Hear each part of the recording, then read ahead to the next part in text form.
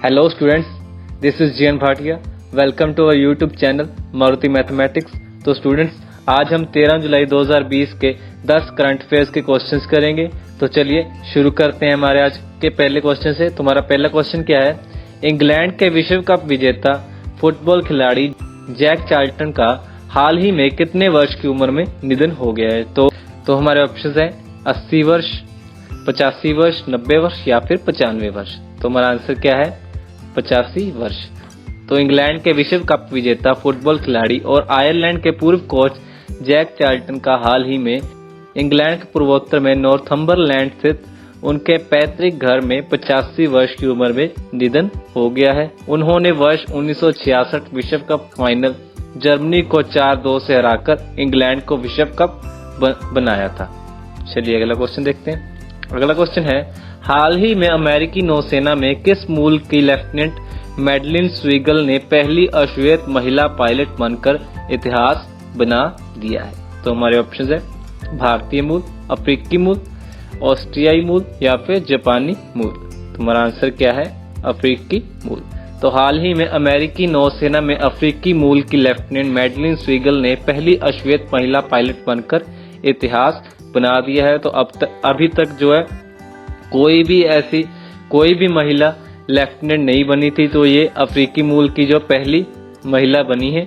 Lieutenant Madeline स्वीगल को इस महीने के आखिरी तक फ्लाइट अधिकारी का बैच मिलेगा, जिसे विंग्स ऑफ गोल्ड के नाम से भी जाना जाता है। तो इनको जो है इस महीने के आखिरी तारीख में जो है इनको जो है फ्लाइट अधिकारी का बैच मिलेगा और उसको क्या कहा जाता है? विंग्स ऑफ गोल्ड के नाम से भी उसको जाना जाता है। तो ये भी आपको क्वेश्चन साथ में याद रखना है, ठीक है। चलिए अगला क्वेश्चन देखते हैं। अगला क्वेश्चन है, प्रधानमंत्री नरेंद्र मोदी ने हाल ही में मध्य प्रदेश के रीवा में कितने मेगावाट के एशिया के सबसे बड़े सोलर प्लांट का लोकार्पण किया है? तो हमारे ऑप्शन है 250 मेगावाट, 500 मेगावाट, 750 मेगावाट या फिर 850 मेगावाट। तो हमारा आंसर क्या है? 750 मेगावाट। तो प्रधानमंत्री नरेंद्र मोदी ने हाल ही में मध्य प्रदेश के रीवा में 750 मेगावाट के एशिया के सबसे बड़े सोलर प्लांट का लोकार्पण किया है। तो आपको वो क्वेश्चन थोड़ा घुमा के पूछ सकते हैं कि मध्य प्रदेश के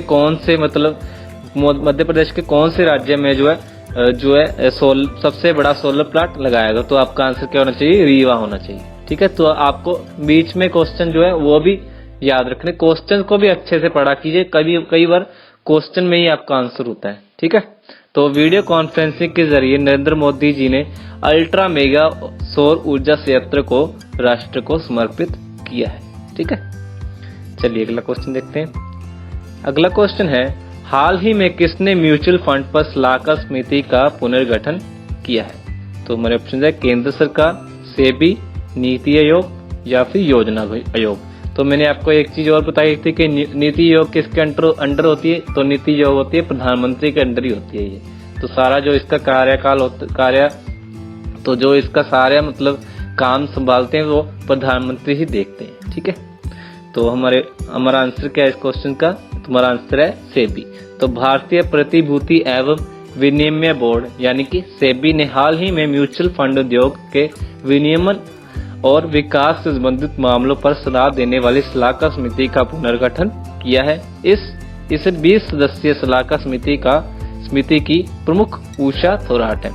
तो इसकी जो है 20 सदस्यीय सलाहकार समिति बनाई गई है और उसका मुख्य लीडर जो है उषा थोराट है, ठीक है।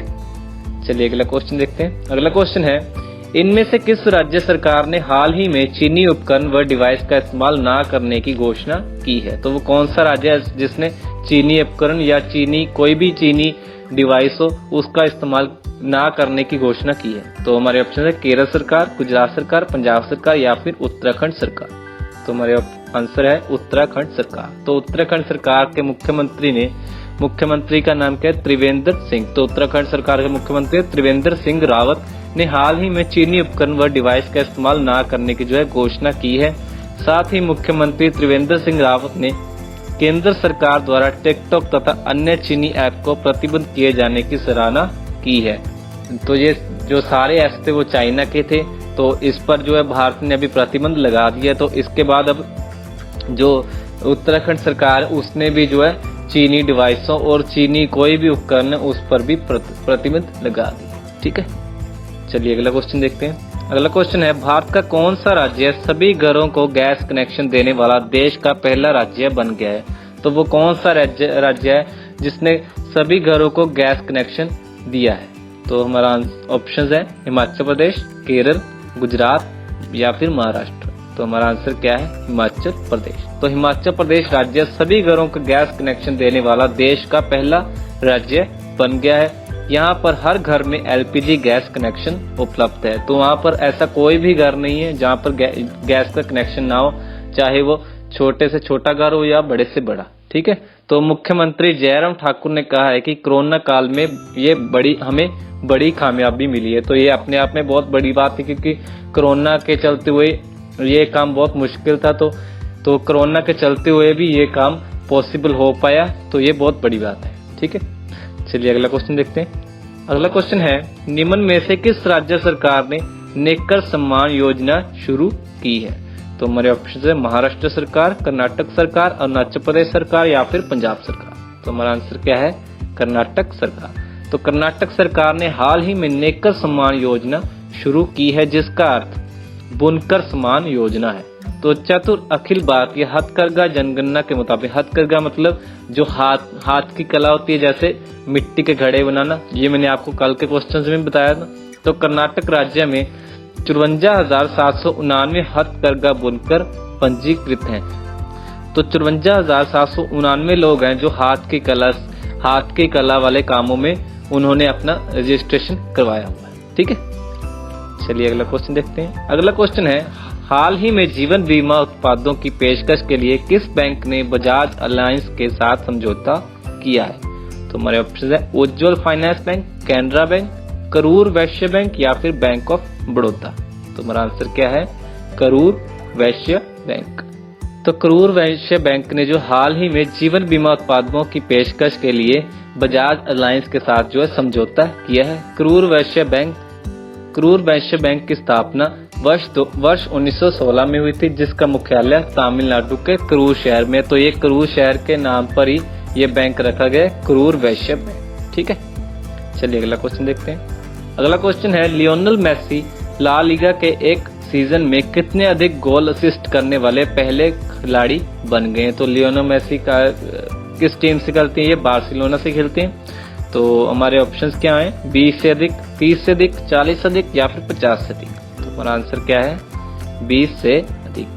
तो क्या कहते हैं, Spanish football league La Liga में एक मैच में बार्सिलोना ने रियल वालाडोलिड को 1-0 से हरा दिया है। इस मैच में एक गोल कप्तान लियोनेल मेसी ने असिस्ट किया, जिसके साथ वे ला लीगा के एक सीजन में 20 से अधिक गोल असिस्ट करने वाले पहले खिलाड़ी बन गए हैं। तो वो जो एक गोल किया गया था वो लियोनेल मेसी के द्वारा किया गया था, और उसके साथ ही वो 20 से अधिक गोल असिस्ट करने वाले पहले खिलाड़ी बन गए। ठीक है, चलिए अगला क्वेश्चन देखते हैं। अगला क्वेश्चन है, निम्न में से किस देश के प्रधानमंत्री ने हांगकांग के साथ प्रत्यर्पण संधि खत्म करने की घोषणा की है? तो हमारे ऑप्शन है चीन, ऑस्ट्रेलिया, जापान या फिर ऑस्ट्रिया। तो हमारा आंसर क्या है? ऑस्ट्रेलिया। तो ऑस्ट्रेलिया के प्रधानमंत्री स्कॉट मॉरिसन ने हाल ही में हांगकांग के साथ प्रत्यर्पण संधि खत्म करने की घोषणा की है। साथ ही उन्होंने पूर्व ब्रिटिश क्षेत्र के 10,000 छात्रों और अस्थायी कुशल श्रमिकों के लिए वीजा की पेशकश की है।